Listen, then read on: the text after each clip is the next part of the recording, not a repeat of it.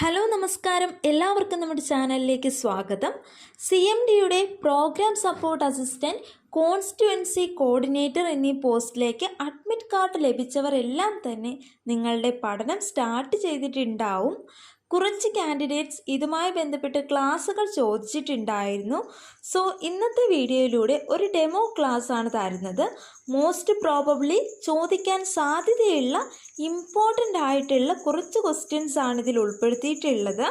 So അതുകൊണ്ട് തന്നെ ഈ ഒരു എക്സാമിന് മാത്രമല്ല മറ്റ് പരീക്ഷകൾക്കും ഉപകാരപ്രദമാവുന്ന ക്വസ്റ്റ്യൻസ് ആണ് ഉൾപ്പെടുത്തിയിട്ടുള്ളത്.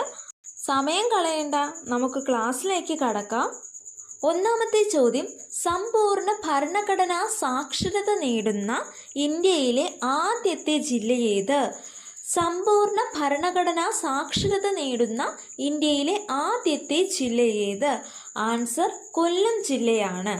കൊല്ലം ജില്ല സമ്പൂർണ്ണ ഭരണഘടനാ സാക്ഷരത നേടുന്ന ഇന്ത്യയിലെ ആദ്യത്തെ ജില്ല കൊല്ലം ജില്ലയാണ്. രണ്ടാമത്തെ ക്വസ്റ്റ്യൻ, കേരളത്തിൽ ഏറ്റവും കൂടുതൽ വോട്ടർമാരുള്ള ജില്ല ഏതാണ്? കേരളത്തിൽ ഏറ്റവും കൂടുതൽ വോട്ടർമാരുള്ള ജില്ല ഏതാണ്? നമുക്കറിയാം, ഏറ്റവും കൂടുതൽ ജനസംഖ്യയുള്ള ജില്ലയിലായിരിക്കും വോട്ടർമാരുടെ എണ്ണവും കൂടുതലുള്ളത്.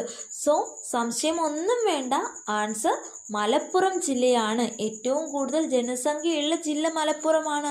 സോ അവിടെ തന്നെയാണ് ഏറ്റവും കൂടുതൽ വോട്ടർമാരും ഉള്ളത്. മൂന്നാമത്തെ ചോദ്യം, കേരളത്തിലെ 18ാമത് ലോക്സഭാ തിരഞ്ഞെടുപ്പ് നടന്നത് എന്നാണ്? കേരളത്തിലെ 18ാമത് ലോക്സഭാ തിരഞ്ഞെടുപ്പ് നടന്നത് എന്നാണ്? 2024 ഏപ്രിൽ മാസം 26-ാം തീയതിയാണ് 18ാമത് ലോക്സഭാ തിരഞ്ഞെടുപ്പ് കേരളത്തിൽ നടന്നത്. കേരളത്തിലെ 18ാമത് ലോക്സഭാ തിരഞ്ഞെടുപ്പ് നടന്നത് 2024 ഏപ്രിൽ 26-ാം തീയതിയാണ്. നാലാമത്തെ ചോദ്യം, നിലവിലെ റിസർവ് ബാങ്ക് ഗവർണർ ആരാണ്? നിലവിലെ റിസർവ് ബാങ്ക് ഗവർണർ ആരാണ്? സഞ്ജയ് മൽഹോത്രയാണ് നിലവിലെ റിസർവ് ബാങ്ക് ഗവർണർ. 26ാമത്തെ റിസർവ് ബാങ്ക് ഗവർണറാണ് സഞ്ജയ് മൽഹോത്ര. ഇത് വളരെ ഇമ്പോർട്ടൻ്റ് ആയിട്ടുള്ള ഒരു ക്വസ്റ്റ്യൻ ആണ്. ഏതൊരു എക്സാമിനും ചോദിക്കാൻ സാധ്യതയുള്ള ഒരു കറണ്ട് അഫെയർ ക്വസ്റ്റ്യൻ കൂടിയാണ് നിലവിലെ റിസർവ് ബാങ്ക് ഗവർണർ. 25ാമത്തെ റിസർവ് ബാങ്ക് ഗവർണർ ആരായിരുന്നു എന്ന് ചോദിച്ചാൽ അതിന് ആൻസർ ശക്തികാന്ത് ദാസ് ആണ്. അടുത്ത ക്വസ്റ്റ്യൻ, കെ ഫോണിൻ്റെ ഫുൾ ഫോം എന്താണ്? കെ ഫോണിൻ്റെ ഫുൾ ഫോം എന്താണ്? കേരള ഫൈബർ ഒപ്റ്റിക് നെറ്റ്വർക്ക് എന്നതാണ് കെ ഫോണിൻ്റെ ഫുൾ ഫോം.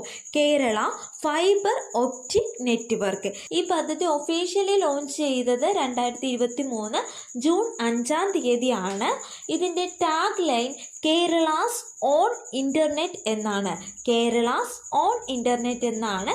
കെ ഫോൺ എന്ന പദ്ധതിയുടെ പ്രധാനപ്പെട്ട aim to provide free internet connections with non-discriminatory access to all.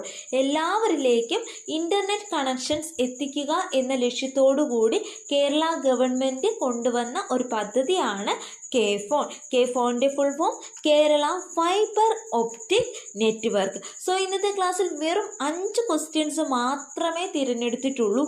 ഈ 5 ക്വസ്റ്റ്യൻസും വളരെ പ്രധാനപ്പെട്ട ക്വസ്റ്റ്യൻസ് ആണ്. എല്ലാവരും ഇപ്പോൾ തന്നെ ഈ ക്വസ്റ്റ്യൻസ് എല്ലാം പഠിച്ചിട്ടുണ്ട് എന്ന് വിശ്വസിക്കുന്നു. ഇതൊരു ഡെമോ ക്ലാസ് മാത്രമാണ്. വളരെ കുറച്ച് ക്വസ്റ്റ്യൻസ് മാത്രമേ ഞാൻ ഇവിടെ എടുത്തിട്ടുള്ളൂ. ഇതുപോലെ ഇനിയും ക്ലാസ്സുകൾ വേണമെന്നുണ്ട് എങ്കിൽ തീർച്ചയായും നിങ്ങൾ കമൻറ്റ് സെക്ഷനിൽ പറയുക. സോ എങ്കിൽ ഞാൻ തീർച്ചയായിട്ടും കൂടുതൽ ക്വസ്റ്റ്യൻസ് ഉൾപ്പെടുത്തിക്കൊണ്ട് ക്ലാസ്സുകൾ അപ്ലോഡ് ചെയ്യുന്നതായിരിക്കും. വീഡിയോ ഉപകാരപ്രദമായ തീർച്ചയായും ലൈക്ക് ചെയ്യുക, ഷെയർ ചെയ്യുക, കമൻറ്റ് ചെയ്യുക, സബ്സ്ക്രൈബ് ചെയ്യുക. Thank you.